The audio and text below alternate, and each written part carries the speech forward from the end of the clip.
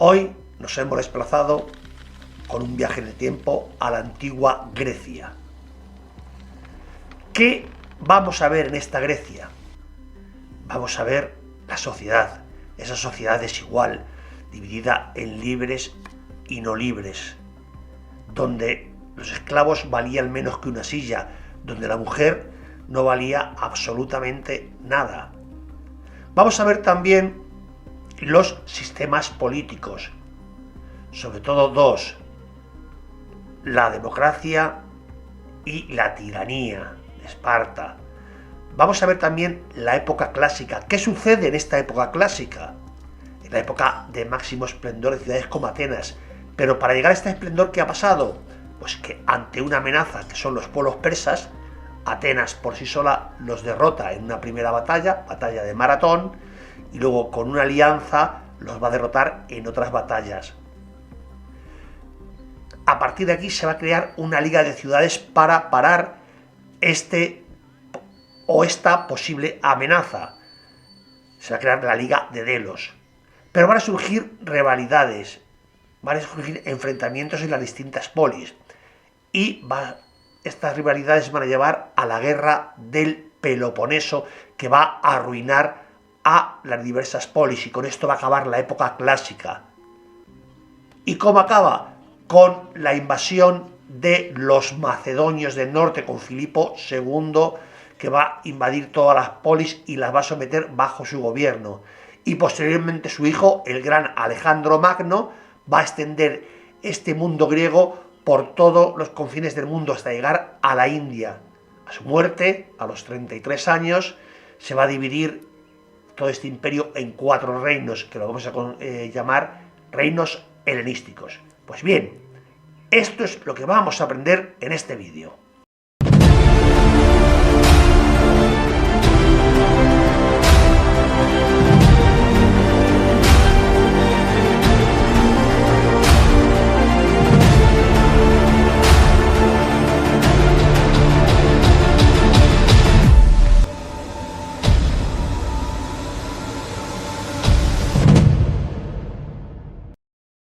La sociedad de todas las polis griegas era tremendamente desigual.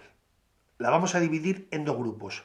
Por un lado, hombres libres y esclavos. También era desigual en cuanto a la riqueza. Había personas con muchas tierras, la base de la riqueza era la posesión de tierras, y gente que prácticamente no tenía nada. Y por otra parte, vamos a distinguir el papel de la mujer en las distintas polis griegas. Empezamos por los hombres libres. En primer lugar, tenían todos los derechos. Podían ser elegidos o podían elegir los cargos públicos. Pagaban impuestos y tenían la obligación de servir en el ejército. En el caso de Atenas, se consideraba hombre libre al ciudadano nacido en Atenas, hijo de padre y madre ateniense. Para que nos hagamos una idea de la desigualdad que hemos hablado antes, se calcula que de los 400.000 habitantes de Atenas en el siglo V, tan solo 40.000 se consideraban ciudadanos libres. El segundo grupo de hombres libres lo van a conformar los extranjeros. En Atenas se le llamaba metecos y en Esparta periecos. Como he dicho, eran hombres libres, tenían que pagar impuestos, pero no podían acceder a los cargos públicos ni votar en las elecciones.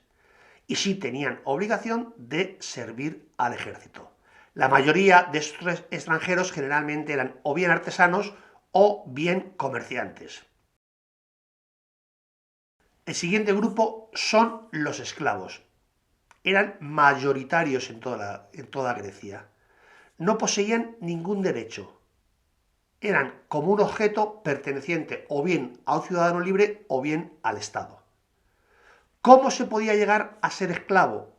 Bien por prisionero de guerra, bien por ser hijo de padre y madre esclavo, o bien por deudas. La vida del esclavo, por supuesto, no era lo mismo un esclavo podríamos decir no cualificado, que trabajaba en el campo, o esclavos que eran médicos o pedagogos, enseñantes de los hijos de las familias ricas.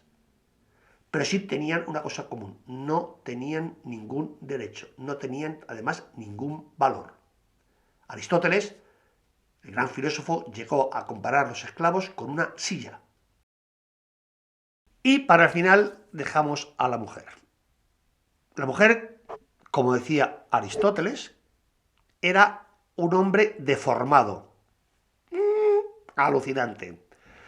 La mujer estaba sometida siempre al varón, o bien el padre, o bien el marido. No tenía ningún derecho político, no podía votar.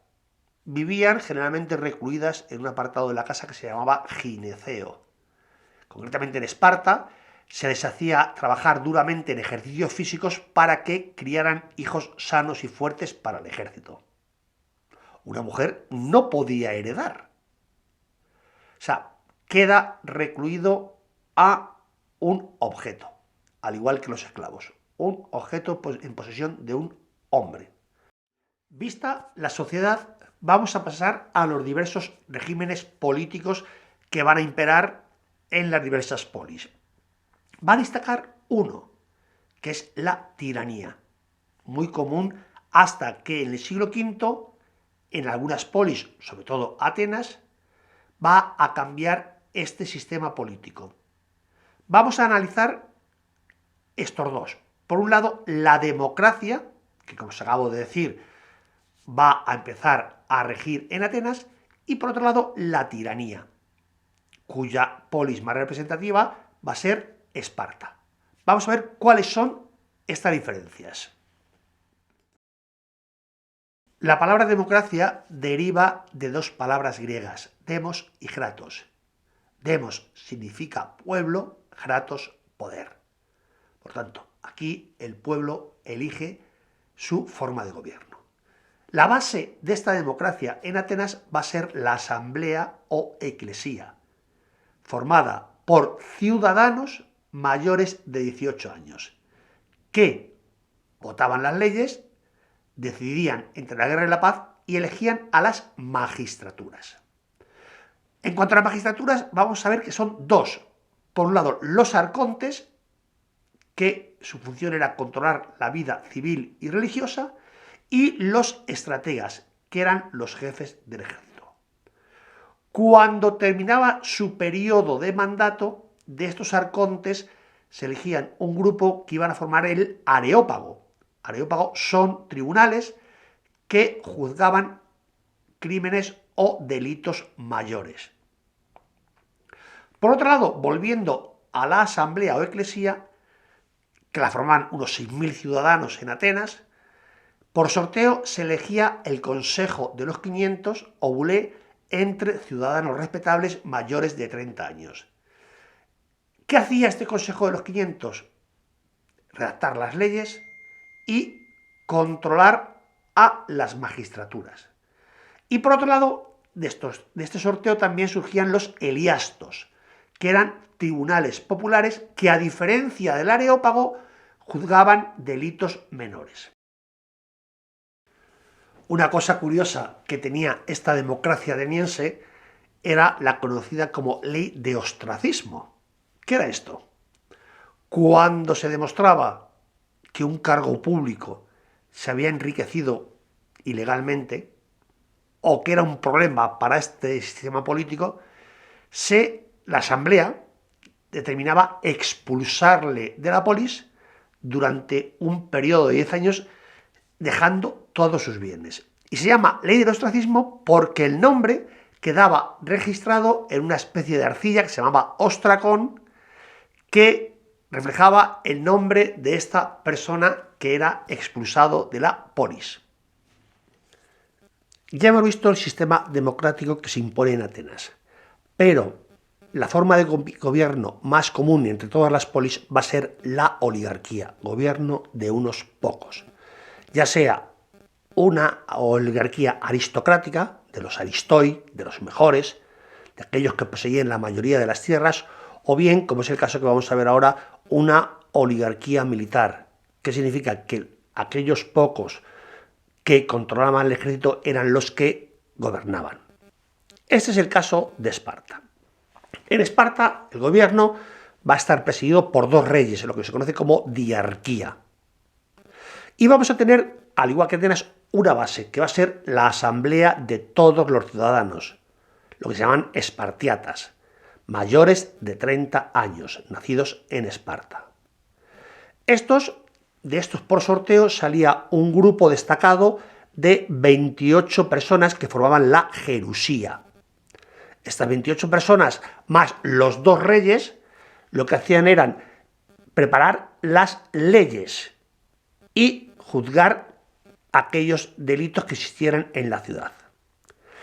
Esta Gerusía estaba presidida por 5 personas que se llamaban los éforos, y estos se encargaban de la recaudación de impuestos, de las leyes y de la política exterior y de la educación militar de los espartanos. El cargo de Geronte era de por vida, igual que los dos reyes eran reyes vitalicios. Solamente se nombraba un nuevo rey a la muerte del anterior.